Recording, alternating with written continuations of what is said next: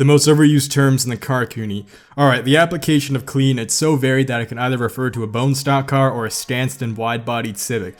I've never even heard people use clean that often to describe a car other than the actual act of cleaning, but then I moved to Atlanta where everyone and their mom uses it. Yet, in spite of that, I still have no consistent grasp as to what car it defines, so I just discarded it from my vocabulary. I know someone's probably in the comments like, oh, it's so obvious, you freaking idiot. Clean refers to a tastefully modded car, like a slammed and cambered E36 with a chrome wrap. And then someone below them is probably like, no, you idiot, it refers to a car that's been tastefully left untouched, like a stock ZL1.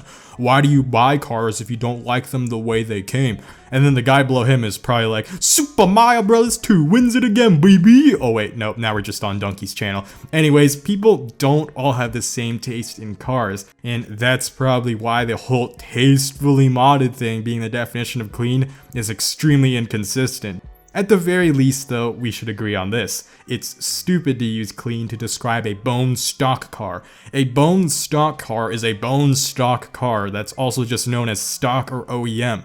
There are so many ways to refer to a stock car. It's redundant to make up another definition for it. Like, clean is already a confusing definition for tastefully modded cars. Adding that for stock cars just throws another confusion into the mix. Just stop, alright? But I hate it when people say, if you didn't like the car the way it came, you should have just gotten a different car instead of ruining your clean Corvette.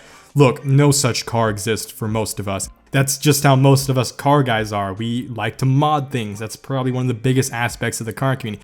If you don't like mods, that's fine for you, but don't try to force that ideology down our throats. So do keep in mind that I'm not saying you can't use the word clean. I do give this fair warning. If you're gonna ask advice from a lot of people saying, hey, how can I do a clean build? Just realize that it's gonna garner a lot of mixed results.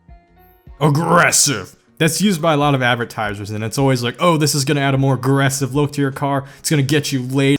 Most of the time, aggressive mods end up being overly try-hard and edgy looking, and while I'm a sucker for sick lines, logically every line on a car needs to flow into another. A very good channel that I like to watch, Sketch Monkey, kind of breaks down why we find cars beautiful and what's considered good artistry. Because cars are very much an art form, but if you do find the right ones, you'll see that they do follow that logic of proper symmetry, proper line flow, and when they do that, it does actually make your car properly aggressive, but a lot of mods are air quote aggressive. So here's an example. Here's the current diffuser I have in my Corvette. It's the factory diffuser with just fins that I've added. And then here are two other diffusers. This is the one that I'm gonna buy soon that I have on my list of mods to do. And this is the other one that, in my opinion, I just think it looks ugly. It looks lonely and empty because it only has one fin kind of in the middle. It's not very, it doesn't follow the traditional lines of the Corvette. So here on this one, you see it follows the body lines the Corvette already has. It's accentuating them. And that's what a good aggressive mod does. It accentuates existing lines, brings your attention to them, and it exaggerates it in a right way where it is indeed aggressive. It adds a nice cool race car look to it, as opposed to just, oh herder, here are lines for the sake of lines. It's very out there, and I know someone is going to like it at the end of the day, but know that most humans logically do follow symmetry and do follow line flow. No lowballers, I know what I have. It's an instant classic that's gonna appreciate for 10 times its value in the next 2 decades. Alright. You guys can probably relate if you browse for cheap used cars, and you always see those clowns who think that their old car is some super rare classic just because it's 20 years ago. Look, no one cares about your Saturn, Steven.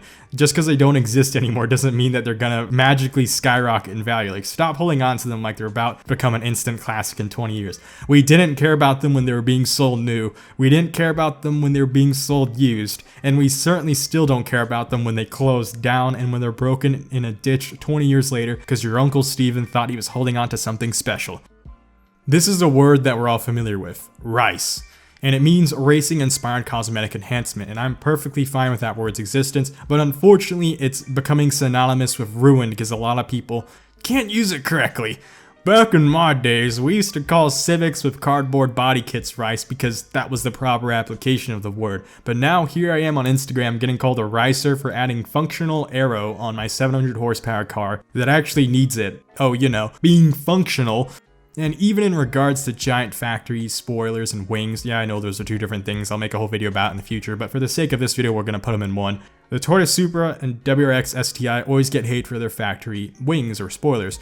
honestly, you need to understand the reason they're like that is for rear visibility's sake. If you've ever sat in a car with a medium height wing, they unfortunately block your entire rear view window. It's actually kind of tragic. Like, you think my waifu blocks a lot of view? For anyone wondering how the rear visibility is, that's all I see. It's just a silhouette.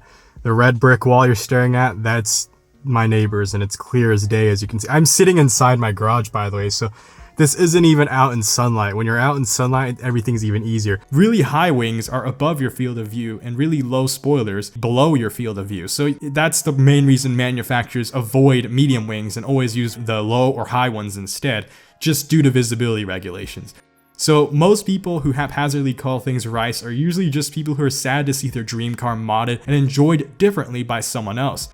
Anyways, stop living vicariously through others and getting salty because some YouTuber put a sticker on their car. Expect toxicity. I'm somewhat used to it, so I can't bitch about it too much, but I am a little bit envious of the bike community because bikers really don't care what people do to their bikes. My brother made an entire video dedicated to why bikers just get away with doing things to their bikes that car guys could just never dream of doing without expecting some level of flack. But you'll see bikes run, goofy raps, they'll run really funny stickers on their windshields and so on and so forth. Great video, go check out Omni Rider's channel.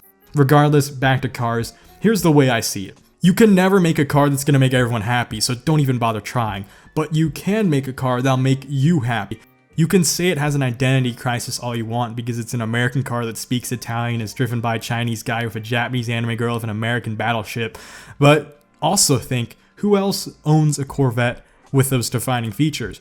Is it really an identity crisis or an identity certainty? I'd say it's the certainty. The day I got the car, I'd already expected to do all of these things and had a whole roadmap planned.